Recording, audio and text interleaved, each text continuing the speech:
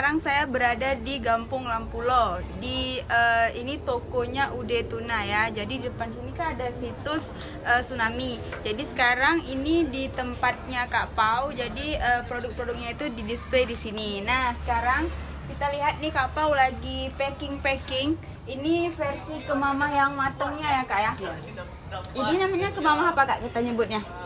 Kemamah tumis Aceh versi yang kering. Kemamah tumis Aceh versi kering. Jadi kemamah itu ada berapa macam dia sebenarnya Kak?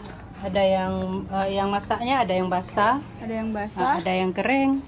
ini versi keringnya. Yang basah itu berarti dia agak Ada yang berkuah gitu ya. Ada berkuah. Dan ini biasanya sehari itu bisa masak berapa kilo kemamah nih Kak? 10 kilo. 10 kilo sehari. Oke, nah ini teman-teman yang udah di packingnya.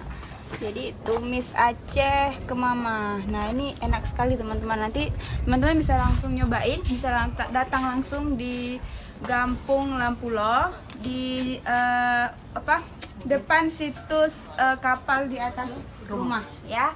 Nah teman-teman juga bisa lihat produk-produk yang lain dari Ude Tuna di website kami di kapaltsunami.com. Dan jangan lupa lihat liputan-liputan lainnya di channel YouTube Cute. Oke?